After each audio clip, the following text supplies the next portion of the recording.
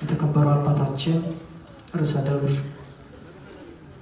መምህር ኃይለ ማርያም የዚህ ታላቅ ደብር አስተዳዳሪ፣ እንዲሁም መላከ ብርሃናት ቀሲስ ታደሰ የደብረ ብርሃን ቅድስት ሥላሴ ቤተክርስቲያን አስተዳዳሪ፣ አባቶች ካህናት፣ ወንድሞች ዲያቆናት፣ እንዲሁም ምዕመናን ሁላችሁ በዚህ የተገኛችሁ የምንወዳት የምናከብራት በመዝሙር አገልግሎት ለብዙ ጊዜ ደከመች እህታችን ዘማሪት ጸዳለ ሁላችሁ እዚህ የታደማችሁ ሁሉ እንኳን ለዚህ ዕለት አደረሳችሁ አደረሰን። እንደምን አደራችሁ?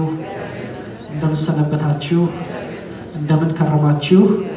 እስካለንበት እስከዚህ ሰዓት ድረስ በመግቦቱ ያልተለየን የጠበቀን የከለለን ልዑል እግዚአብሔር አምላካችን ስሙ የከበረ የተመሰገነ ይሁን። ክቡር ሞቱ ለጻድቅ በቅድመ እግዚአብሔር፣ ጻድቅ ሞት በእግዚአብሔር ፊት የከበረ ነው። መዝሙር 115 ቁጥር 6 ላይ ልበ አምላክ ነቢይ ልዑል ቅዱስ ዳዊት የተናገረው ቃል ነው።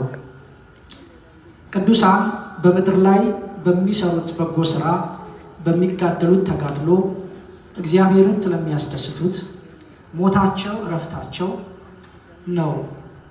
ከዚህ ዓለም ሲለዩ ሌላ አዲስ ዓለም የክብር ዓለም አክሊል የብርሃን ዓለም ስለሚጠብቃቸው ሞታቸው ፈተና የበዛበት ሰቆቃ የበዛበት ወደ ሲኦል የሚወረወሩበት በአጋንንት እጅ የሚወድቁበት አይደለም።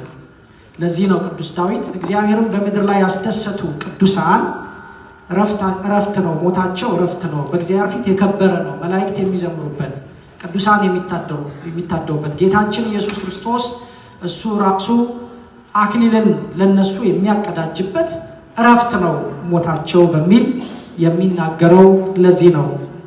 ዛሬ በዓላቸውን የምናከብርላቸው ታላቁ አባት ጻድቁ አባታችን አቡነ ተክለ ሃይማኖት በሕይወት ዘመናቸው ስለተጋደሉ እጅግ ተግተው ስለተጋደሉ ሐዋርያ ሆነው ዞረው ስላስተማሩ ባህታዊ ሆነው ዋሻ ዘግተው ስለጸለዩ ይልቁንም ደግሞ በመጨረሻ ከዚህ ሁሉ በኋላ ሰማዕት ሆነው ሰማዕትነትን ለመቀበል ስለተመኙ ሁሉም በረከት እንዳይቀርባቸው ሆነው ጥሩ ገበሬ ሆነው ስለተጋደሉ እረፍታቸው ነው ሞታቸው በእግዚአብሔር ፊት የከበረ ነው። ይህ ቀን ነሐሴ 24 ቀን ያረፉበት ቀን።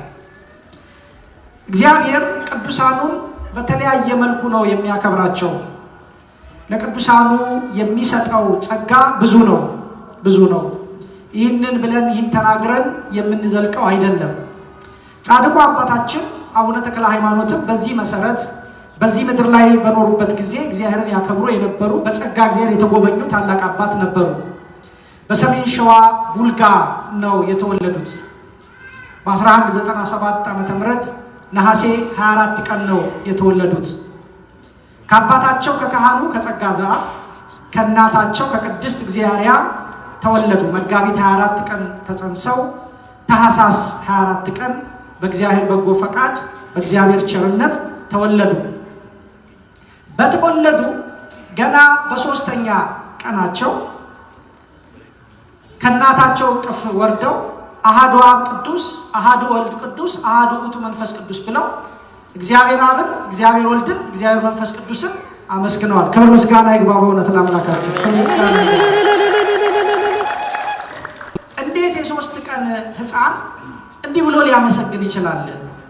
እንዴት እንዲህ ያለ ነገር ይደረጋል የሚል ጥያቄ የሚኖረው ቢኖር መጽሐፍ ቅዱስ በግልጽ እንኳን የተወለደ የሶስት ቀን ልጅ ቀርቶ በማህፀን ያለ የ6 ወር ጽንስ የእመቤታችን የቅድስተ ቅዱሳን የንጽሕተ ንጹሐን የድንግል ማርያምን ድምፅ ሰምቶ መጥምቀ መለኮት ቅዱስ ዮሐንስ ሲሰግድ ሲዘል ሲያመሰግን እናያለን።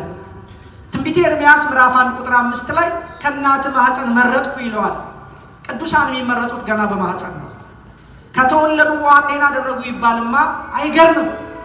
እናታቸው ማህፀን እግዚአብሔር ስራ ያስጀምራቸዋል፣ ያሰግዳቸዋል፣ ያዘልላቸዋል፣ ያስመሰግናቸዋል። ስለዚህ ጻድቁ ተወልደው በሶስተኛው ቀናቸው አመሰገኑ ይባል የሚገርም ነገር አይደለም። የመጥምቀ መለኮት የቅዱስ ዮሐንስ አምላክ ነው አምላካቸው። ዮሐንስን በማህፀን ያዘለለ ነው አምላካቸው። ስለዚህ እሳቸውም ተወልደው ገና በሶስተኛ ቀናቸው እግዚአብሔርን አመሰገኑ፣ ሥላሴን አመሰገኑ። ክብር ምስጋና ይግባ በእውነት ለአምላካቸው። በዚህ መልኩ አመስግነው በወላጆቻቸው ፍስሐ ጽዮን የሚል ስም ተሰጥቷቸው በጥበብ በሞገስ እግዚአብሔር ራሱ በወላጆቻቸው ጋር አሳደጋቸው። ፍስሐ ጽዮን ማለት የጽዮን ፍስሐ፣ የጽዮን ተድላ፣ የጽዮን ደስታ ማለት ነው። ኋላ ላይ እንግዲህ ገድላቸው እንደሚነግረን ይህንና ይህን የመሳሰሉት በዛ ዘመን ልጆች እየተማሩ አሁን ዛሬ ዘመናዊ ትምህርት እንደሚማሩት ልጆቻቸውን በዛ ዘመንም ፈረስ መጋለብ፣ እርሻ ማረስ፣ ቀስት መወርወር ይህን የመሳሰሉትን ስጋዊ ጥበብ ከመንፈሳዊ ጥበብ ጋር አብረው ያሳድጓቸው ያስተምሯቸው ነበር ወላጆቻቸውና እሳቸውም ቅዱሳት መጻሕፍትን እየተማሩ መንፈሳዊ ትምህርት እየተማሩ ከዚያ ጋር ደግሞ ስጋዊንም ጥበብ እያስተማሩ ወላጆቻቸው አሳደጓቸው። ልጅ በአንዱ ብቻ ሲያድግ ከባድ፣ ስጋዊ ጥበብ ብቻ ተምሮ ሲያድግ ከባድ፣ መንፈሳዊ ጥበብ ማወቅ አለበት። መንፈሳዊውን ብቻ ካወቀ ይህ ዓለም ሊከብደው ይችላል። መንኖ ገዳም እስካልገባ ድረስ በስጋዊ ጥበብ መርቀቅ፣ መማር፣ ማወቅ፣ መረዳት፣ እግዚአብሔርን ማስመስገን አለበት። ልጆቻችሁን በሁለቱም አሳድጓቸው። ቤተክርስቲያን አምጧቸው፣ መንፈሳዊ ጥበብ እንዲማሩ አድርጓቸው። እዚህ መጥተው መዝሙር ይማሩ፣ ቅዳሴ ይማሩ፣ ዕጣኑ ይሽተታቸው፣ ያስቀድሱ። አቡነ ጎርጎርዮስ እንዳሉት እዚሁ እየተመለከቱ የቤተክርስቲያን ስርዓት ይደጉ። እንዲህ ከሆነ ከዚህ ቤተክርስቲያን የትም አይሄዱ። እቤታችሁ ከሸሸጋችኋቸው ግን ይጠፋል። ኢትዮጵያ አንድ ልጅ ሲጠፋ ቢጠፋ እንኳን በየቦታው በሄደበት ሁሉ የእግዚአብሔር ቤት ስላለ፣ ጉባኤ ስላለ፣ ንግስ ስላለ ጠልፈዋ ቤተክርስቲያን መልሳ ጥሏለች። የትም አይሄድም። ጠፋ ቢባል እንኳን ውንብድናው መጠን አለው፣ የትም አይሄድም። እዚህ ሀገር ግን ከጠፋ ከ16% ወደ 23% አድጓል። አሜሪካ ውስጥ ኤቲስቱ እግዚአብሔር የለም የሚለው ቁጥር ማለት ነው። እንግዲህ ወደ 300 ሚሊዮን አካባቢ ሰው ነው ያለው። ይሄን ያህል ፐርሰንት ማለት ስንት ሚሊዮን እንደሚሆን አስሉት። በየጊዜው እየጨመረ ያለው እዚህ ሀገር እግዚአብሔር የለም የሚለው ትውልድ ነው። ስለዚህ ልጆቻችን በስርዓቱ ካላሳደግናቸው እግዚአብሔር የለም ከሚለው ጋር የማይቀላቀሉበት ምክንያት የለም። ነገ አይናችን እያየ የምታመልኩት አምላክ ማን ነው ብለው ይጠይቁናል። ሞኞች ይሉናል። ይብል አብድ አልቦ እግዚአብሔር ነው። እግዚአብሔር የለም ይላል ሰነፍ ነው። አብድ በልቦናው ከልቦና ነው የሚጀምረው። ከዛ ያወጡታል፣ ይናገሩታል። ከሰነፎች ጋር ተቀላቅለው ስለሚያድጉ አሜሪካ ፕሮጀክት ቀርጻ በስነ ስርዓቱ ነው እዚህ ሀገር ላይ እንደምታዩት ትምህርት የሚሰጣቸው። ሰዶማዊነትን በተመለከተ በደንብ እየተሰጣቸው ጠዋት አስነስተን ፍሬሽ የሆነ አይምሮ ንጹህ አይምሯቸውን ወስደን ለትምህርት ቤት እንሰጣለን። እነሱ ካሪኩለም ቀርጸው ሲያስተምሯቸው ይብላሉ። ማታ ሲደግሙ እንቀበላቸዋለን። ተቀብለን አስገብተን ምን ተማራችሁ እንኳን አላቸውም። እኛም በስራ ደክመናል። መታጠባቸውን፣ ልብስ መቀየራቸውን፣ ለነገ ምግብ መዘጋጀቱን ይሄን ነው የምናስበው። አናወራም። ልጆቻችን አስገብተን እናስተኛቸዋለን። ጠዋት ተነስቶ አሁንም ሌላ ፕሮግራም ዳውንሎድ ሊደረግባቸው ይወጣል። እንዲህ እያሉ ሲጫንባቸው 15 ዓመት ይሞላቸዋል። እስከዛ ጥገኛ ስለሆኑ ዝም ነው የሚሉት። ቢናገሩ የሚደርስባቸውን ቁጣ ያውቃሉ። 15 ዓመት ሲሞላቸው ያላሳደግናቸውን ልጆች ክርስትና ምን እንደሆነ፣ መጽሐፍ ቅዱስ ምን እንደሆነ፣ እዚህ ዓለም ላይ ያለውን ተጽዕኖ እንዴት ማሸነፍ እንዳለባቸው ያልነገርናቸው ልጆች አፍ ማውጣት ይጀምራሉ። እኛ ከነገርናቸው ያኛው የነገራቸው ስለሚበልጥ እሱ ነው እምነታችን ብለው መንገድ ይዤ ያኔ እንደነግጣለን። ኧረ እባካችሁ ልጄ እንዲህ አለ፣ በር ይዘጋል፣ ቴክስት መደራረግ ነው፣ ሰው አይሰማም፣ የሚለው የሚናገረው ነገር ሁሉ ያስፈራል ትላላችሁ። መጀመሪያ ነው፣ ቀድሞ ነው መጥኖ መደቆስ። ሕፃን ሳሉ ነው ዓለም እንደምጭንባቸው ያህል ፕሮግራም እዚህ ቤተክርስቲያን ውስጥ መጫን አለበት። ባላንሱን መጠበቅ አለበት። እያመጣችሁ እዚህ መንፈሳዊ ትምህርት መማር አለባቸው። ያኔ ነው መቃወም የሚችሉት በውጭ ያለው ፍልስፍና። አሊያማ እንዴት ይችሉታል? እኛ ኢትዮጵያ አድገን እንኳን መተን እንፈተናለን። እነሱ እዚህ ሀገር ነው የኢትዮጵያ ትዝታ የላቸው፣ የገዳማቱ ትዝታ የላቸው። እኛ እንዳደግነው አላደጉ እና ቢፈተኑ ምን ይደንቃል? እግዚአብሔር ልጆቻችንን ይጠብቅልን። አሜን። ሁለቱንም እኩል ልጄ ዶክተር ሆነ ብላችሁ ሲጨርሱ እኔ እግዚአብሔር የለም ነው ብለው ብሎ እንዳያስደነግጣችሁ። ልጄ መሐንዲስ ሆነ ብላችሁ ስትደሰቱ ድግስ ስትደግሱ ያንቺ እግዚአብሔር ማን ነው እንዳይላችሁ። ስጋዊውን ጥበብ ብቻ አስተምራችሁት መንፈሳዊ ሳይሆን ቀርቶ ከእግዚአብሔር እንዳይለይባችሁ። እናንተ ንስሐ ገብታችሁ ቆርባችሁ ገነት ስትገቡ እሱ ወደ ሲኦል እንዳያርግባችሁ። ለልጆቻችሁ አስቡላቸው፣ አምጧቸው፣ አስተምሯቸው። በጌም ትምህርት ነው የሚሰጧቸው፣ በቴሌቪዥን ትምህርት ነው የሚሰጧቸው። ሌላውን የጠፋውን ትምህርት በሁሉም ነገር ውስጥ የተቀረጸ በፕሮጀክት የተሰራ በስነ ስርዓቱ የተዘጋጀ ትምህርት አለ። ዌስተርኑ ዓለም እነሱን ለማጥፋት ተዘጋጅቷል። እኛ ደግሞ ምንም አልነቃንም ገና። አውሯቸው፣ ልጆቻቸው ግባ ውጣ ተኛ እንደ ሮቦት አትበሏቸው። አውሯቸው፣ በደንብ አውሩ። ቁጭ ብላችሁ አውሩ፣ ተነጋገሩ። ከልጅነት የቱ ለመጣ ምን ተማርክ፣ ማን ነው ጓደኛ፣ ምን አለ የዛሬው ነው ምን እንደ ጓደኛ አውሯቸው። እኛ ያደግንበት አስተዳደግ ጓዳ ግባ ትልቅ ሰው እሱ ቀርቷል። አሁን በደንብ ትንሽ ነው አይምሯቸው፣ ብዙ ነገር አያውቁም። ዓለምን ለመታወቅ ፍላጎት አላቸው፣ ግን ለማስተዋወቅ የተዘጋጀን አይደለም። እኛ ጥያቄያቸውን ለመለስ ብቻ አይደለም። አንዳንዴ ቤተክርስቲያን ውስጥ ራሱ እግዚአብሔር እኛ አልመለስንላቸው መልስ ሊመልስ በግድ ያመጣቸዋል። አምጥቶ ዘማሪ ዲያቆን ያደርጋቸዋል፣ የቤተክርስቲያን ልጅ ያደርጋቸዋል። ክብር ምስጋና ይግባው አምላካችን ነው። አጨበጨባችሁ፣ ጥሩ ነው አጨብጭቡ። ግን ታዲያ እነሱ ዲያቆን ሆነው እናንተ የት ናችሁ? እነሱ ቀድሰው ቆርብ ይወጣሉ፣ እናንተ ምናምን ሻወር ብላችሁ ዘፈን ትከፍታላችሁ፣ ትደንሳላችሁ፣ ትጨፍራላችሁ። ኮንፊውዥን እኮ ነው። እነሱን ቁረቡ እያላችሁ እናንተ በ50 ዓመታችሁ ገና ነኝ ትላላችሁ። እንዴት ሆኖ ነው ታዲያ የምንስማማው? ልጆቹ እኮ ገና መጀመሪያ ከዚህ ሲማሩ የሚጠይቁት ጥያቄ እና ቤተሰቤ ነው የሚሉት። ወላጆቼ የት ናቸው? እኔ እንተማርኩኝ ወላጆቼስ? መቼ ነው ንስሐ የምትገቡ? በልጆቻችሁ እንኳን የምትማሩት። ልጆቻችሁን አትንገሯቸው፣ ምንም አትበሏቸው፣ ግን በህይወት አስተምሯቸው። ንስሐ ገብታችሁ ስትቆርቡ እዩ፣ በቃ እሱ ነው ትምህርት። ማታ ጸልያችሁ ስተኙ እዩ፣ እሱ ነው ትምህርት። ጠዋት ጸልያችሁ ስትወጡ እዩ፣ እሱ ነው ትምህርት። በሳምንት 1 ቀን 2 ቀን ቤታችሁ ቁጭ ብላችሁ መጽሐፍ ቅዱስ አንብቡ። ሲያቃዥን ራስጌ ላይ የምናደርገው አለ መጽሐፍ የምናነበው ነው። አንብቡት፣ እሱ ገጣችሁ ስታነቡ እዩ፣ እሱ ነው ትምህርት።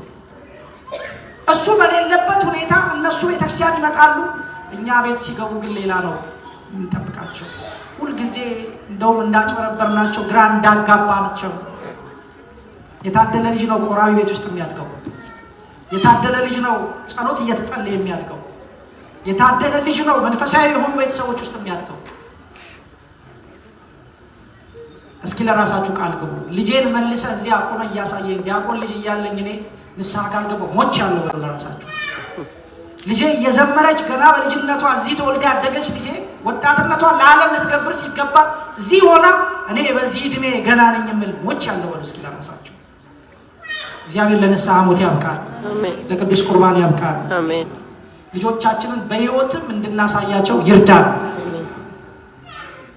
እንግዲህ ጻድቁ አቡነ ተክለ ሃይማኖት በዚህ መልኩ በሁለቱም ጥበብ በስነ ስርዓት አደጉ። አንድ ወቅት በ7 ዓመታቸው ነው ድቁና የተቀበሉት። በዚያን ዘመን ከነበረው ግብፃዊ ሊቀ ጳጳስ ቄርሎስ ከዕለታት በአንድ ቀን ከጓደኞቻቸው ጋር ለአደን ወጡ። አዳኝ ናቸው፣ ፈጣን ናቸው፣ ፈረስ መጋለብ ይችላሉ፣ ቀስት መወርወር ይችላሉ፣ ጠንካራ በሁለቱም የተሰሩ ናቸው። ቤተክርስቲያን የሚመጡ ዲያቆናት በዓለማዊ ትምህርትም ይሰራሉ። ይህን ታውቃላችሁ አይደል? ጎበዝ ነው የሚሆኑት። ስትሬት 4 ነው የሚያመጡት። ስትሬት ኤ 4 ከ36 በላይ። ለምን? የሚመሰቃቀል ነገር ውስጣቸው የለም። መንፈሳውያን ናቸው። እዚህ ሲዘምሩ ለስጋዊ ብቻ ለመንፈሳዊ ብቻ ሳይሆን ለስጋዊ ጥበብ ይጠቅማቸዋል።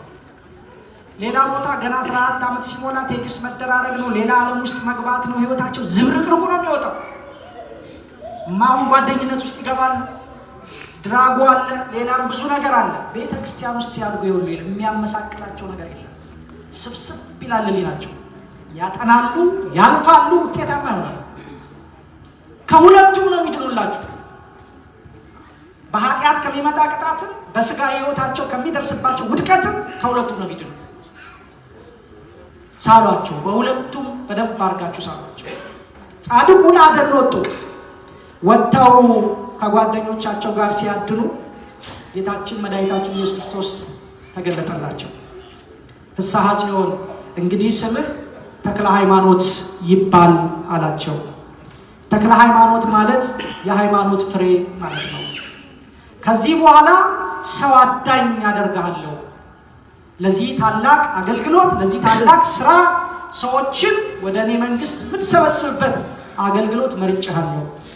ስለዚህ ሐዋርያ ዘኢትዮጵያ ሊያደርጋቸው ስለተዘጋጀ እግዚአብሔር ለዚህ ታላቅ መንፈሳዊ አገልግሎት መርጫለሁና ተዘጋጅ ብሎ ስማቸው ፍስሐ ጽዮን ነበር። ማን አለ እግዚአብሔር? ጻድቁ አቡነ ማን? ተክለ ሃይማኖት፣ የሃይማኖት ፍሬ። እንግዲህ እንዲህ ካላቸው በኋላ እሳቸውም ገብተው ቤት ንብረታቸውን ትተው ጌታዬ ሆይ እኔ በምድር ላይ ያለ ቤቴን ንብረቴን ለአንተ ትቼው ትቻለሁ። የዚህ ዓለም ምኞት ውስጥ የለም። ራሴን ለዚህ ዓለም ሙት አድርጌያለሁ። እዚህ ዓለም ያለውን ነገር ሁሉ ጥዬ እወጣለሁ። አንተ ደግሞ የሰማዩን ቤት ከፍተህ ጠብቀኝ ብለው ከቤት ንብረታቸው ወጥተው ማገልገል ጀመሩ። ክብር ምስጋና ይግባው ለአምላካችን። ክብር ምስጋና ይግባው። እንግዲህ ወጥተው እያገለገሉ መላው ኢትዮጵያን እየዞሩ በሐዋርያዊ አገልግሎት ብዙ ስራ ሰርተዋል። ሁሉንም መጥቀስ አንችልም። ወደ ደቡብ ሄደዋል። በተለይ ደግሞ የሸዋ ምድር በወቅቱ የነበረውን አካባቢ በጣም የዞሩ ብዙ ትምህርት ሰጥተው ህዝቡን ከአምልኮ ጣዖት ወደ አምልኮተ እግዚአብሔር መልሰዋል። በጣም ብዙ ሺህ ሰው፣ ወደ 10 ሺህ ሰው መልሰዋል። ሸዋ ምድር አንዱ እንዲህ እያደረጉ እያስተማሩ ነው የቆዩት። ወደ ገዳም ሄደው አባ ኢየሱስ ሞዐ ገዳም ሐይቅ እስጢፋኖስ ገብተዋል። ሐይቅ እስጢፋኖስ ገብተው በዚያ በገዳም ውስጥ እያገለገሉ ራሳቸውን ዝቅ እያደረጉ ተምረዋል። በወቅቱ የአባ ኢየሱስ ሞዐ ገዳም ሐይቅ ሌሎች ታላላቅ የቤተክርስቲያን መብራት ማይቶት የሆኑ አባቶች ይማሩበት የነበረ መንፈሳዊ ዩኒቨርሲቲ ነው። አባ ኢየሱስ ሞዐ በዚያ ገዳም ውስጥ ብዙዎችን አሰልጥነዋል። ጻድቁ አቡነ ተክለ ሃይማኖትም ከዮዲት ጥፋት በኋላ የኢትዮጵያ ቤተክርስቲያን ወደ ቦታዋ እንድትመለስ እንድታንሰራራ ህዝቧ ወደ አምልኮተ እግዚአብሔር እንዲመለስ እግዚአብሔር እያዘጋጃቸው ስለነበር እነዚያ ቅዱሳን አብረው ተቀላቅለው በአባ ኢየሱስ ሞዐ ገዳም ተማሩ፣ አጠኑ። ምንኩስናን አጠኑ፣ መጽሐፍትን አጠኑ፣ የሚያስፈልገው ሁሉ ተማሩ። ከዛም ከአባ ኢየሱስ ሞዐ ገዳም ወጥተው ወደ ደብረ ዳሞ ተሻግረው በደብረ ዳሞም ሲያገለግሉ ቆይተዋል። እንግዲህ ይህን ሁሉ አድርገው የምንኩስና ስርዓት ተምረው የሚያስፈልገውን ሁሉ ጨርሰው ከዛ ወደ ሸዋ ምድር ተመልሰው በደብረ ሊባኖስ ገዳም ያንን አካባቢ ማስተማር ጀመሩ። የሸዋ ምድር ደቡብ ሄደው ዳሞት ተራራ ላይ ብዙ ህዝብ ከጣዖት አምልኮ ወደ አምልኮተ እግዚአብሔር መልሰዋል። ሐዋርያ ዘኢትዮጵያ ተብለው የሚጠሩት ለዚህ ነው። ፋና ሆነዋል፣ ብርሃን ሆነዋል። አምልኮተ ጣዖት ውስጥ ያለውን ህዝብ መከራ ሳይፈሩ አጋንንት ብዙ መከራ እያደረሱባቸው እንኳን ሳይፈሩ ሐዋርያ ሆነው እየዞሩ አገልግለው ለብዙዎች መዳን ምክንያት ሆነዋል። እንግዲህ ጻድቁ አባታችን በዚህ መልኩ እያገለገሉ በብዙ መከራ ህዝቡን እያስተማሩ ከቆዩ በኋላ በተለይ መጨረሻ ወደ 70 ዓመት ሲጠጋ እድሜያቸው ደብረ ሊባኖስ ሄደው ዛሬ ደብረ ሊባኖስ ከሄዳችሁ ስፍራውን ካያችሁ እሱንም ታዩታላችሁ። ቦታው ዋሻ ዘግተው መጸለይ ጀመሩ። ማስተማራቸው፣ ድካማቸው፣ አገልግሎታቸው በቂ ነበር። ሩጫዬን ጨርሻለሁ እንዳለው እንደ ቅዱስ ጳውሎስ ሩጫዬን ጨርሻለሁ ሊያስብል የሚችል አገልግሎት አገልግለው ነበር። ግን ይሄ በቂ አይደለም ማለት ለብዙዎች ብርሃን ሆንኩ፣ እኔ ግን ጨለማ ውስጥ ነኝ። ለብዙዎች አበራው፣ ለብዙዎች ጫሆኜ የብዙዎችን ሕይወት አጣፈጥኩ። የኔስ ሕይወት ጌታ ሆይ እኔም ለራሴ ልጸልይ ይገባኛል፣ ለራሴ ልለምን ይገባኛል ብለው ካስተማሩ በኋላ ዋሻ ገብተው መጸለይ ጀመሩ። አገልግሎት አንዳንድ ጊዜ መልካም ነው፣ ብቻውን ግን በቂ አይደለም። ጻድቁ የሚያስተምሩን ይሄን ነው። በቤተክርስቲያን አገልግሎት ውስጥ ያላችሁ አገልጋዮች ህዝቡን ካገለገላችሁ በኋላ በርከክ ብላችሁ ለራሳችሁ ጸልዩ፣ ለቤተሰባችሁ ጸልዩ፣ ለልጆቻችሁ ጸልዩ፣ መዘምራን ጸልዩ፣ ዲያቆናት ጸልዩ፣ የሰበካ ጉባኤ አባላት ጸልዩ፣ ቁረቡ፣ መንፈሳዊነቱም ላይ ስሩበት።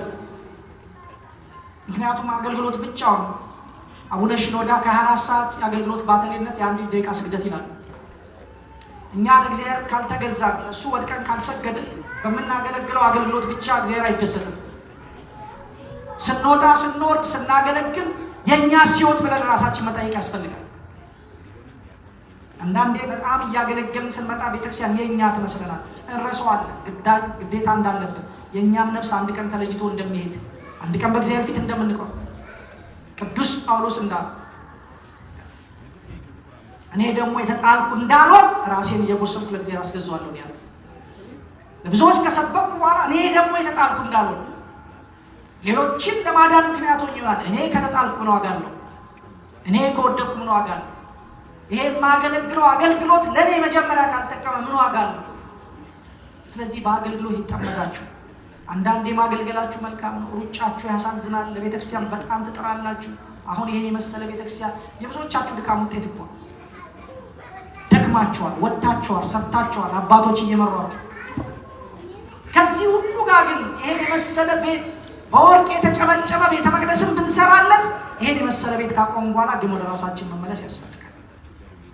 የኮሚቴ አባላት የሆናችሁ ንስሐ ያልገባችሁ ፈጥናችሁ ግቡ፣ ያልቆረባችሁ ቁረቡ። እግዚአብሔር ከምንም በላይ የሚፈልገው እሱ ነው ከእናንተ። ክርስቶስ መጥቶ መስቀል ላይ የዋለው ለዚያ ነው።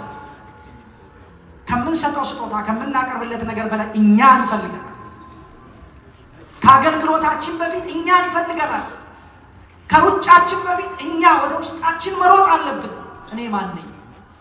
እግዚአብሔር በቤቱ በቸርነቱ ሰብስቦኛል፣ አምጥቶኛል፣ አቁሞኛል፣ አገልጋዩ አድርጎኛል፣ እንዲህ ባለ ክብር ሸልሞኛል። ግን እኔ መቼ ነው ወደ ራሴ የምመለሰው ብላችሁ ራሳችሁን ጠይቁ። ካህናት እዚህ ሀገር ስለሚፈሩ ሁሌ ጫና ይፈጥሩ። ምክንያቱም መናገር ከባድ ነው። አሜሪካን ሀገር እንዲህ አድርግ ብለው ማዘዝ አይችሉም። ቀስ ብሎ ነው የሚናገሩት። እነሱ ባይነግሩንም አባቶች ቢፈሩንም በጥንቃቄ ቢነግሩንም እኛ ግን ለራሳችን እናስብ። እግዚአብሔር በዚህ ቤተ መቅደስ የሚደሰተው እዚህ ውስጥ ባላችሁ በእናንተ መቁረብ ነው። እንዲህ ያለ ቤተ መቅደስ ውስጥ ተሰልፈን ስንቆርብ ደስ ይለዋል። ሕፃናት ተወካይ ሆነው እየተላኩ እኛ ዳር ላይ ቆመን እያየን እስከ መቼ? ቃጭል እየመታ እስማህያል እየተባለ ቁረቡ ይቅረቡ እየተባለ ጥሪ ቀርቦ ሰርግ ቤት ሄዶ ምግብ ሳይበሉ መመለስ እስከ መቼ? ቤተክርስቲያን ያቆመችውን ድግስ እየናቅን እስከ መቼ? ልክ ነው፣ ውስጣችሁ ፍርሃት ስላለ አክብሮት ስላለ ሊሆን ይችላል። ይሄ ግን ትትና እስከ መቼ? አንተ አምላኬ ወይ ቸር ነህ አንተ፣ እኔ ቸርነትን ተማምኜ እንጂ እኔ ማንም አይደለሁ ብላችሁ በሱ ቸርነት ተማምናችሁ ቅረቡ።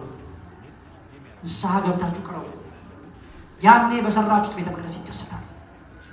ያኔ በምታገለግሉት አገልግሎት ይደሰታል። ያኔ በኮሚቴ ስራችሁ ይደሰታል። ያኔ በምትዘምሩት መዝሙር ይደሰታል። ያኔ ቤተክርስቲያን ውስጥ ባለው አገልግሎት አጠቃላይ ይደሰታል። በዚህ ንስሐ ያልገባችሁ እድለኞች ናችሁ። ታላላቅ ሊቃውንት እዚህ ቦታ ላይ አገልግለዋል። በዝና ነው የማውቀው፣ የመጀመሪያ ነው ዛሬ።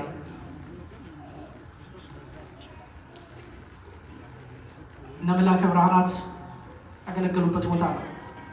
እነ መርጌታ አባይ ያገለገሉበት ቦታ ነው። ርዕሰ ደብር እኔ ደብረ ሊባኖስ ነው የማውቃቸው። ለብዙ ዘመን ነው ስንተዋወቅ።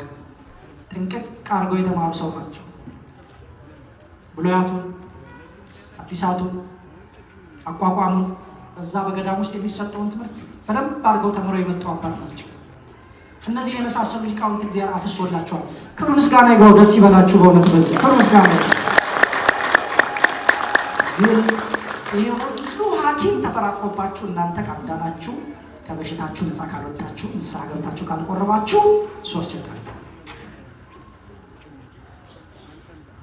እግዚአብሔር ቢፈቅድ ተመኙ እስኪ አምላኬ ሆይ ፍቃድልኝና ለመቁረብ አብቃኝ ጸልዩበት ከውስጥ ነው የሚጀምረው ሂትለር ዓለምን ሲያቃጥል መጀመሪያ እዚህ ልብ ውስጥ ነው ያቃጠለው እዚህ ነው የሚጀምረው እዚህ ውስጥ ምኞቱ ካለ መፈጸም ቀላል እስኪ ለንስሐ አብቃኝ ብላችሁ ተመኙ ለቁርባን አብቃኝ ብላችሁ ተመኙ ለስጋው ደግሞ አብቃኝ ብላችሁ ተመኙ መቼም ይሁን መች ለዚህ አብቃችሁ እንደው ሳታበቃ እንዳትገለኝ በሉት እግዚአብሔር ለቅዱስ ስጋው ለክቡር ደግሞ ያብቃችሁ ያልቆረባችሁትን ሁሉ ያቆርባችሁ ንስሐ ያልገባችሁትን ሁሉ ለንስሐ ሞት ያብቃችሁ በዚህ መልኩ ጻድቁ እኔ ለራሴ ልጸልይ ብለው ዋሻት 22 ዓመት በሁለት እግራቸው ቆሞ ጸለዩ በዋሻ ገብተው ዙሪያውን ጦር ተክለው ድካም ተሰምቷቸው ወደ ግራ ቢሉ የግራው ጦር ይወጋቸዋል ወደ ቀኝ ቢሉ የቀኝ ወደ ፊት ወደ ኋላ ጦር አለ እንዳንቀላፉ እንዳይደክሙ ተተክለው እንዲቆዩ ደብረ አስቦ ዋሻ ውስጥ ለኔና ለእናንተ ነው ጸሎቱ ለሳቸው 22 ቀን ይበቃል 22 ዓመት ለኢትዮጵያ ነው የጸለዩት ኢትዮጵያ በዚህ ሁሉ ነገር ውስጥ ማጠፋው ለምን ይመስላችኋል የኢትዮጵያ ሕዝብ ሁሉ መከራ እየወረደበት ተስፋ የማይቆርጠው ለምን ይመስላችኋል እዚህ ሀገር ስንመጣ ሆዳችን ባርባር የሚለን ኢትዮጵያ ግን እንዲሁ በድህነት ውስጥ ነው ደስ የሚላችሁ ለምን ይመስላችኋል የቅዱሳን ጸሎት ስላለ ጸሎት ያፈሰሱበት ሀገር ስለሆነ አሁን አሜሪካ ስንመጣ ምንመኘው አንዳንድ ሰው በቃ አሜሪካ ወሰደኝና ሌላ ሰው ሆኛል እንደው ሳሮ ሆኜ በተረገጥኩኝ ብሎ በህልም ሁሉ የሚያስበው መጥቼ በቃ መጣ እንደውም ስንመለስ ለቤተሰብ ምን እያልን የመጣ ነው አሁን ነው መመለሰው 5 ዓመት ይበዛል የሆነች ትንሽ የህንጻ ቆማል የሆነች ቤተሰብ አለ መኪና እንዲገዛሉ አንዳንድ ነገር 5 ዓመት መጣ 4 5 የለም 10 ሆነ ምንም ከ10 በኋላ መቁጠር እናቆማለን እንፈራለን የተመኘነው ሁሉ የለም እነሱ እንደው ሲስተማቸው ገባር ነው በዚህ በኩል ቼክ በዚህ በኩል ቢል ይቀባበላል ቼክ ይመጣል ቢል ይወስዳል ቼክ ይመጣል እኛ መሀል ላይ መቆለጭለጭ ነው ምናስበው ብር የለም ምናተራቀመውም የለም ምንገባው መግባት የለም ይሄው 20 ዓመት ሆኖናል እግዚአብሔር በቃ ይበለን በቸርነቱ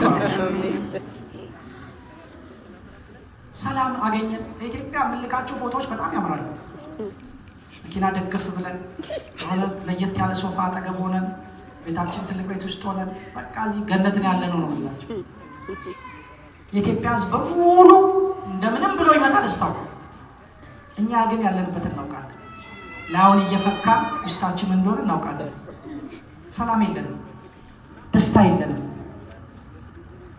ይሄ እኮ ከ300 ዓመት በፊት ዘንዶ ሲፈነጭበት የነበረ አጋንንት ሲራወጡበት የኖረ ሀገር እዚህ ሚችጋን ላይ አሁንም ሰይጣን ቤት ሰርቶ ያቆምበት ሀገር በአደባባይ በሱፕሪም ኮርት ወስነው እግዚአብሔርን ደናውን አንተ የምትጠላውን ስራ እኛ ወስነናል ብሎ ግብረ ሰዶማዊነትን ያወጁበት ሀገር እንዴት እዚህ ቦታ ላይ ደስታ ሊሰማን ይችላል ቤተ ክርስቲያንን አመጣልን እንጂ እስካሁን ድረስ ጭንቅላታችን ይበላሽ ነበር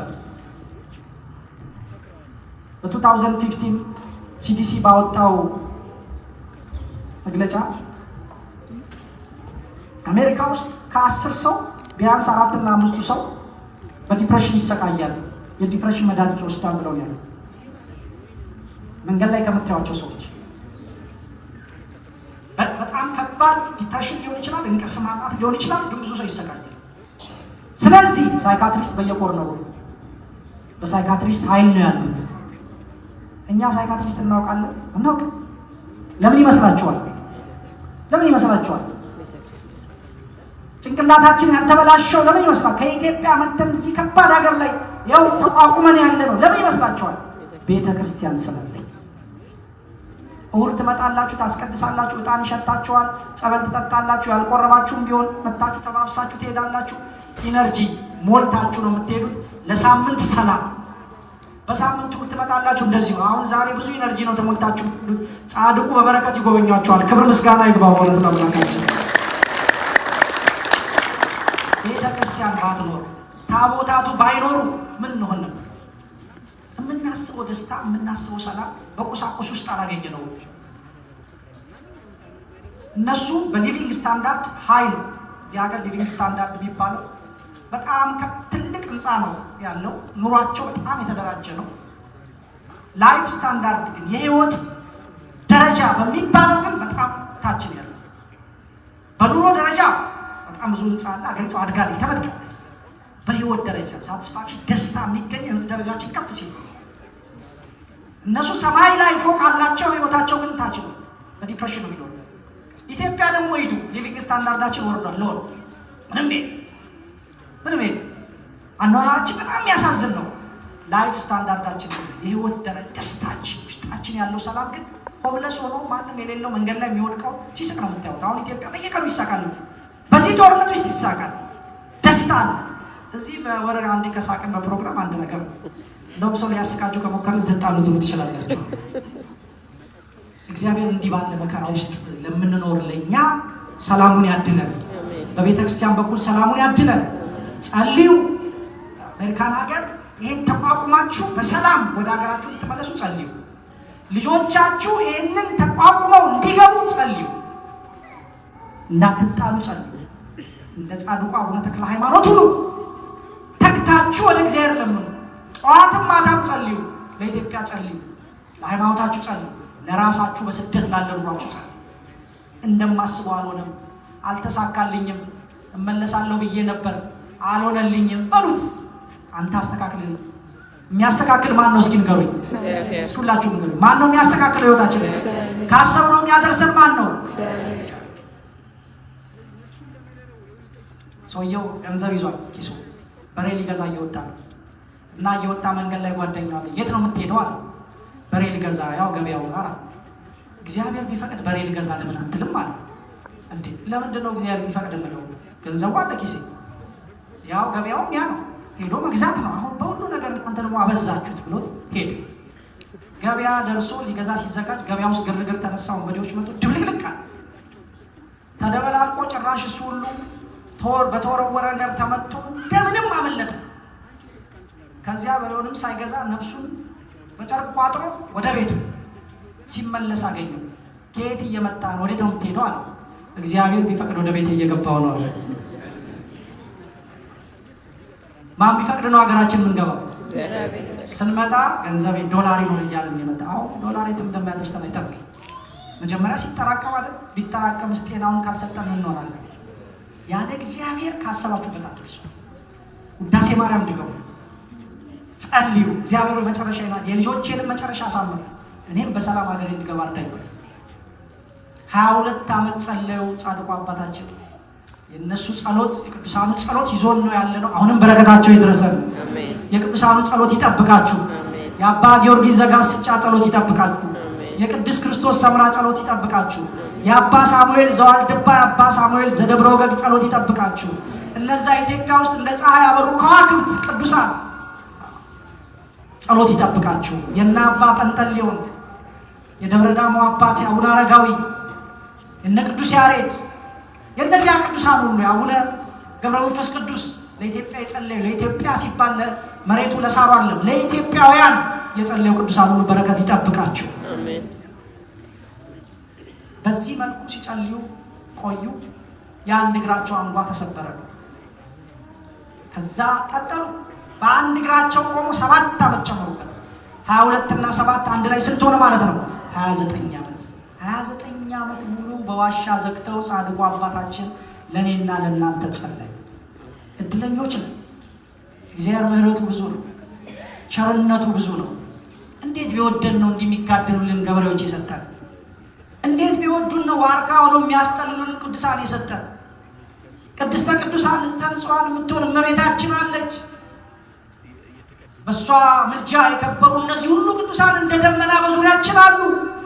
እኛ እኮ እድለኞች ነን፣ ባለጸጎች ነን፣ የእነዚህ ሁሉ ቅዱሳን ልጆች ነን። ከዚህ ሁሉ ተጋድሎ በኋላ እድሜያቸው 99 ዓመት ሲደርስ ጻድቁ አባታችን አሁን አሳርፈኝ አላሉ። ገድላቸው እንደሚነግረን ጥያቄ ያቀረቡ፣ ጌታ ሆይ ፈቃድህስ ቢሆን አስተምረዋል፣ ዞረዋል፣ ተጋድለዋል። ከዛ ደግሞ 29 ዓመት ዘግተዋል። ፈቃድ ቢሆን ልውጣና በአደባባይ ለስም ምስክር ሆኜ በሰማዕትነት እንዳለ ሰማዕትነት ወዳለበት መራኛ ደግሞ መሰየፍ ፈለጉ እንደ ቅዱስ ጳውሎስ ያለ ገበሬ አለ። አሁን በክረምት ጎመን እየበላ እዚህ በኩል ጤፉ፣ እዚህ በኩል ስንዴው፣ እዚህ በኩል በቆሎ፣ እዚህ በኩል ይዘራል። ጠንካራ ገበሬ ኋላ መከር ሲመጣ እያጨደ ጎተራው እንደሚሞላ ያውቃል። አንዳንዱ ሰነፍ ደግሞ አለ ያገኘውን እየበላ ዝም ብሎ የሚያንቀላፋ በክረምት አጨዳ ላይ በሰው ምርት የሚቆለጨልጫል። አሁን እኛ እንደሱ ነው።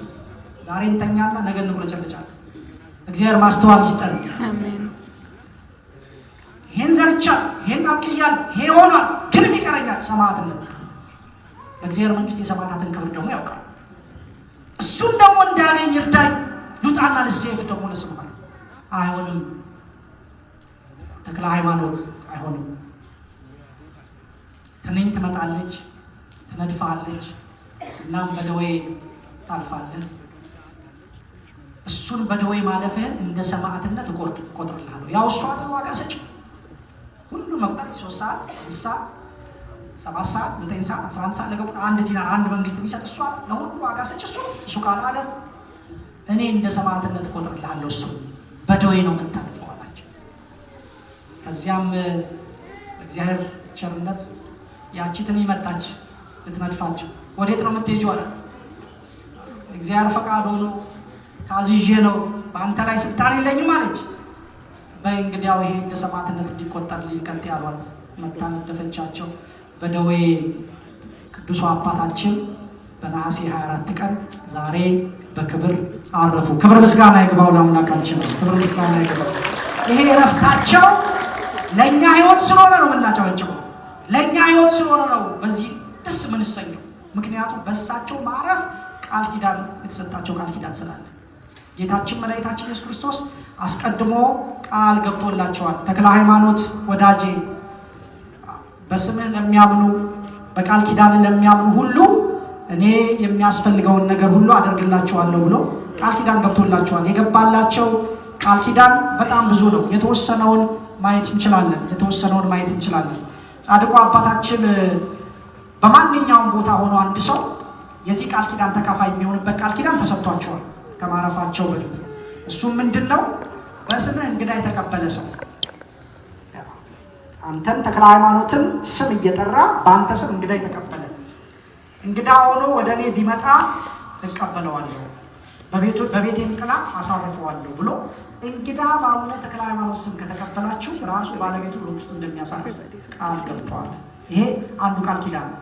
በስምህ ለተራበ ያበላ እኔ የሕይወት እንጀራ ብሏል። አሁን በዚህ ቀን በዓል ማክበር ብቻ አይደለም፣ በጻድቁ በአቡነ ተክለ ሃይማኖት ስም ለተራባ ብሎ ለተጠማ ጠጡ። አሁን እዚህ ሀገር ይገኛል ወይ ነው ችግሩ? ሆምለስም ስታገኙ ድራግ የሚያጭስበት ስጡ፣ ለሚለምኑ ሁሉ ስጡ ነው የተባለ። አትመራመሩ። አሁን የሚሰጠውን ብር ወስዶ ምን ሊያደርግ እሱ ምን የሚያደርገው? እናንተ ግን ስጡ። በአቡነ ተክለ ሃይማኖት ስም ብላችሁ ስጡ። አቡነ ተክለ ሃይማኖት ማን እንደሆኑ ላያውቅ ይችላል። ስጡ ነው ተክለ ሃይማኖት አንዱ እሱ ነው። ኢትዮጵያ ደግሞ ገንዘብ ልካችሁ እዚህ እኮ ስንመጣ አንዱ የኔ ቤት ያለመኖሩ ራሱ ችግር ነው። አሁን ዛሬ ትናንት ደብረ ሊባኖስ የሄደው ሲመለስ በየቦታው የኔ ቤት ያለ በየቦታው የሚሰጠው አለ፣ እየሰጠ ነው የሚሄደው፣ ለተራበ እያበላ ነው። እዚህ ችግር ነው። ላኩና ኢትዮጵያ እኔ እዚህ በዓል ላከብር ነው።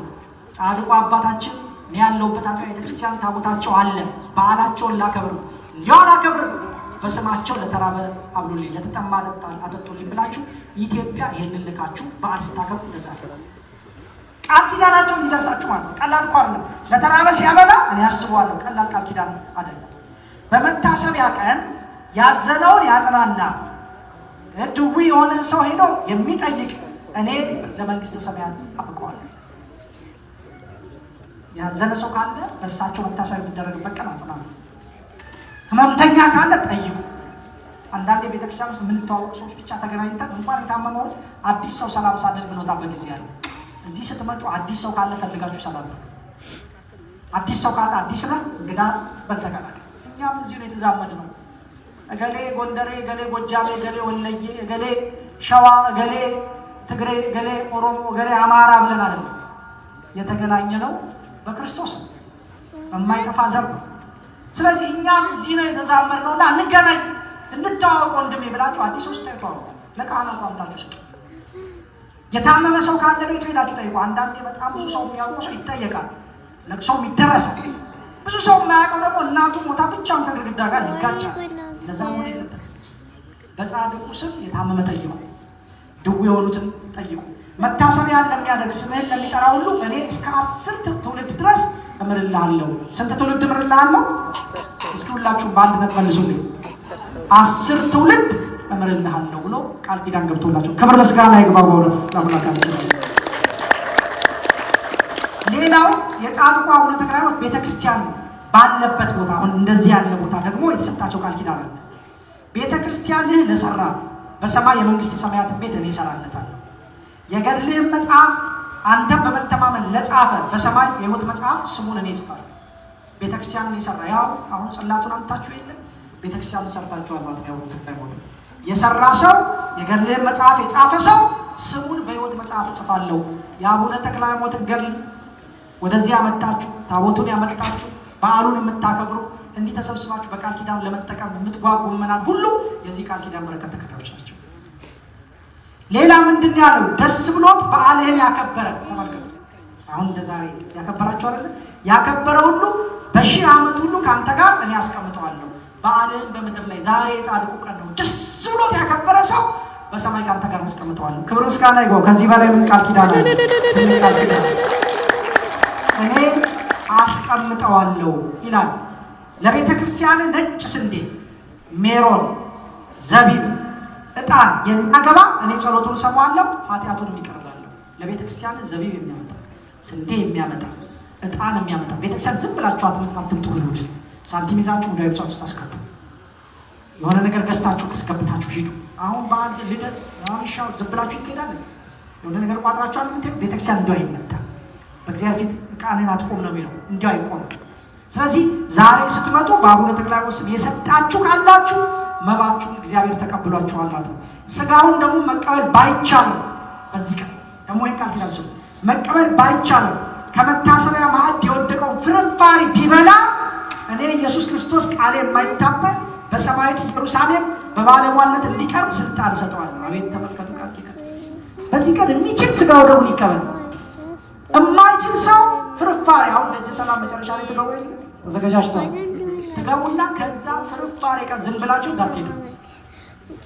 ዝም ብሎ ድግስ አይደለም። የአቡነ ተክለ ሃይማኖት ፍርፋሪ ነው ትበሉት። የአቡነ ተክለ ሃይማኖት ዝክር ነው ትበሉት። ፍርፋሪ የቀመሰ ሰው እኔ በሰማያዊት ኢየሩሳሌም በክብር አስቀምጠዋለሁ ያለው። ክብር ምስጋና ይግባው። ከዚህ በላይ ቃል ኪዳን የለም። ይሄ ሁሉ ለእኛ የተሰጠ ቃል ኪዳን።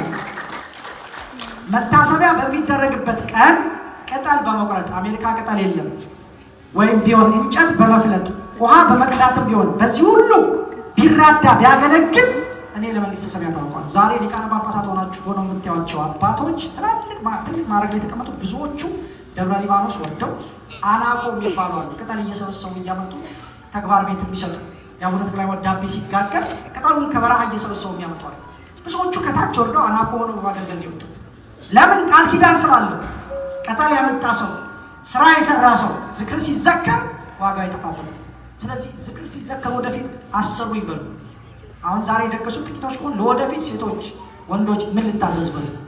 ቤተክርስቲያን ውስጥ ስራ ሲሰራ ምን ቃል ኪዳኑ እንዲደርሳችሁ ቅጠል ባታቀብሉ እንኳን ምን ላቀብል፣ ጋዙን ልግዛ፣ እንደዚህ ላድርግ፣ ስጋውን ላምጣ፣ ውሃ ላምጣ፣ የሚጠጣ ምን ላምጣ፣ ጠላ ልጥመቅ፣ ጠጅ ላምጣ።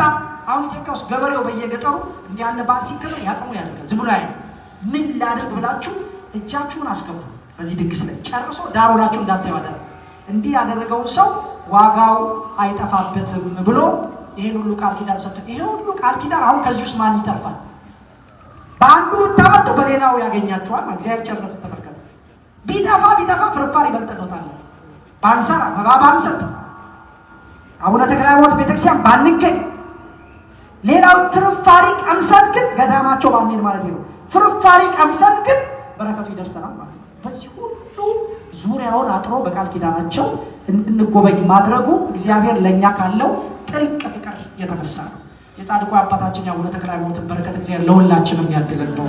እንዲህ ያሉን ጻድቅ በቃል ኪዳናቸው የሚያስተምሩን ዋርካ የሚሆኑን ትልቅ አባት የሰጠን አምላክ ክብር ምስጋና ይግባው።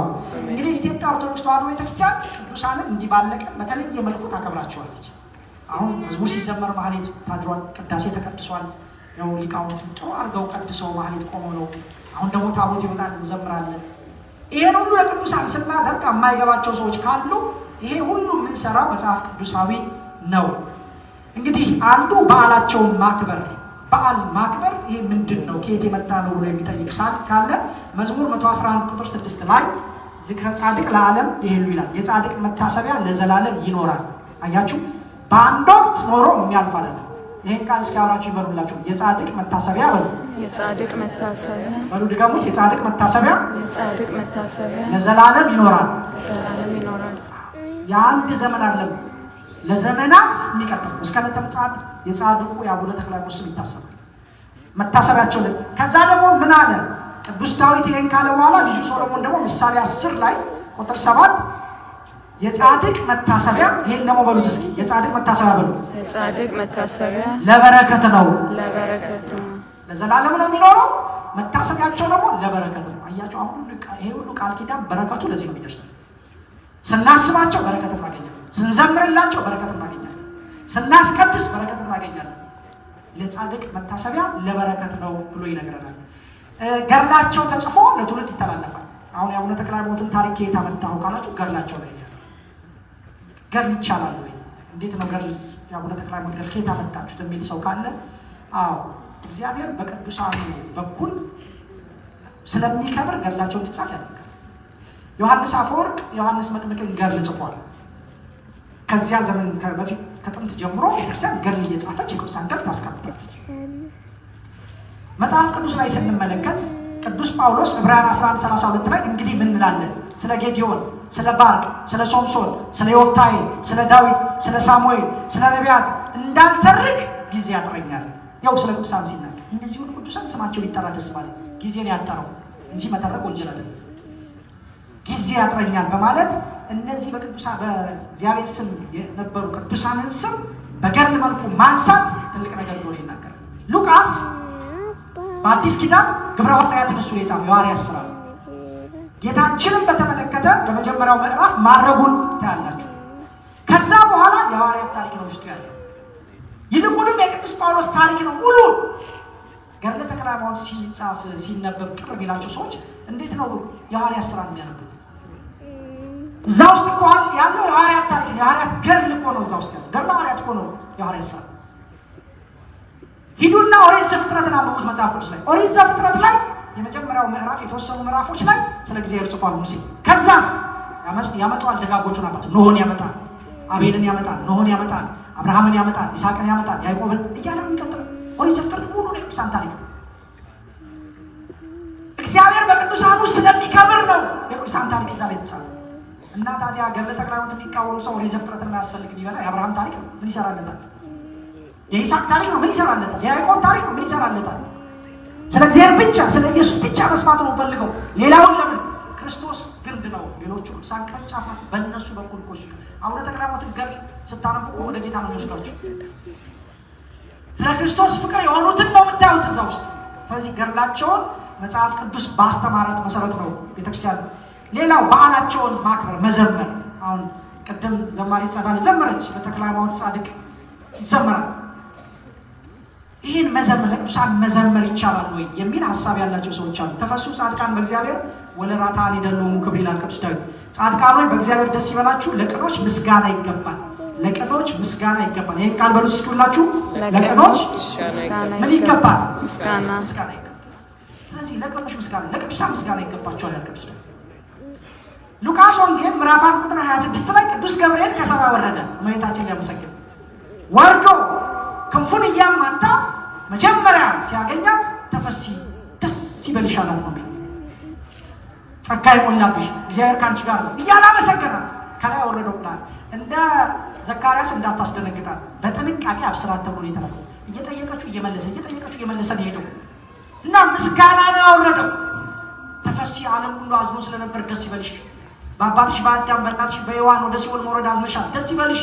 ልጅሽ ከሲኦል አውጥቶ ሰውን ከግራ ወደ ቀኝ ሊመልስ ነው፣ ደስ ይበልሽ። እግዚአብሔር ከአንቺ ጋር ነው፣ ከሴቶች ተለይተሽ የተባረክሽ ነሽ፣ ልዩ ምስጋና።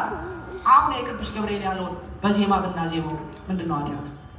ጸዳለ በዜማ ብታዜመው ደስ ይበልሽ ያለው ቅዱስ ገብርኤል ምንድን ነው ኃጢአት? ኪዳን ላይ ደስ ይበልሽ ብለን ቅዳሴ ያው ሰምታችሁ ደስ ይበልሽ አሁንም ደስ ይበላት እመቤታችን አሜን። ቅዱስ ገብርኤል ያስተማረን ቅዱሳንን ማመስገን ደስ ይበልሽ ማለት ነው። እመቤታችን ለቅዱሳን የሚገባውን ምስጋና ማቅረብ ያስተማሩ ቅዱሳን ናቸው። ቅዱስ መላእክት ናቸው። ቅዱስ ገብርኤል ያንን በዜማ ቤተክርስቲያን ታዜማው ቅዱስ ያሬድ ድጓ ውስጥ አስገብቶ ቢያዜማው ይነካል። ስለዚህ የሚገባቸውን ክብር እንሰጣቸዋለን። ሌላው ቃል ኪዳን አሁን መጨረሻ ላይ ቃል ኪዳናቸውን ሰጥታቸዋል። ለቅዱሳን ቃል ኪዳን ቤተክርስቲያን ታስተምራለች። በቅዱሳኑ አማካይነት እግዚአብሔር ይመረናል። በአቡነ ተክለ ሃይማኖት ቃል ኪዳን ትማራላችሁ ትላለች። ይሄ እንዴት ይሆናል ለሚሉ ሰዎች አንደኛ ነገሥት ምዕራፍ 11 ቁጥር 12 ላይ ተመልከቱ። አንደኛ ነገሥት 11 12 ላይ ቅዱስ ዳዊት ደግ አባት ነው፣ አለፈ። እግዚአብሔር ይወደው እንደ ልቤ ያለው ነው ቅዱስ ዳዊት። እሱ ካለፈ በኋላ ልጁ ሶሎሞን ተነሳ። ልጁ ሶሎሞን ወደ ጣዖት አዘነበለ፣ ከሞዓባውያን ሴቶች ጋር ሁሉ ጠፋ፣ ሕይወቱን አጎሰቆለ። እግዚአብሔር አዘነበት በሶሎሞን የዳዊት ልጅ ሆኖ ይሄን ሁሉ ስተት በመስራት ነው። ከዛስ ምን አለው? አሁን የሚለውን ነገር ስሙ። ያዘዝኩህን ቃል ኪዳኔን ስርዓቴን አልጠበቅምና መንግስትን ካንተ ቀድጄ ለባሪያ ሰጠዋለሁ። ስርዓቴን ስላልጠበቅ መንግስትን እቀዳለሁ አለ ሶሎሞን። ግን አለው ቀጥሎ የሚለውን ስሙ። ነገር ግን ከልጅ እጅ እቀዳለሁ እንጂ ስለ አባት ስለ ዳዊት ይህን በዘመን አላደርግም። እቺን ቃል ልደግም ይፈልጋል። ስለ አባት ስለ ዳዊት መንግስት ስለ አባት ስለ ዳዊት ስለ አባት ስለ ዳዊት ስለ አባት ስለ ዳዊት ይህን በዘመን አላደርግም አለ ሶሎሞን። አባትህን አስቤ ትቻለሁ። ለዳዊት የገባውን ቃል ኪዳን እንዳይታጠፍ ስለሱ ብዬ ትቻለሁ። አቡነ ተክለ ሃይማኖትን አስቦ እኛንም ይተወን። አሜን። ስለ አቡነ ተክለ ሃይማኖት ብሎ ኢትዮጵያን ይማርልን። ስለ አቡነ ተክለ ሃይማኖት ብሎ ይቅር ይበለን። ስለ አቡነ ተክለ ሃይማኖት ብሎ ልጆቻችንን ያሳድግልን። ቃል ኪዳን እንዲህ ነው። መጽሐፍ ቅዱስ ላይ ራሱ እግዚአብሔር ስለ ዳዊት ብሎ ይቅር ይላቸው። እስራኤል ሲያምፁ ምን ይላሉ? አቤቱ ስለ አብርሃም ብለህ ስለ ይስሐቅ ስለ ያዕቆብ ስለ ደጋጎቹ ይላል።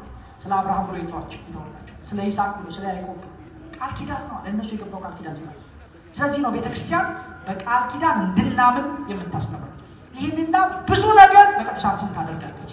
የምታደርገው ሁሉ ግን መሰረቱ መጽሐፍ ቅዱስ ነው። መሰረቱ ምንድን ነው? መጽሐፍ ቅዱስ።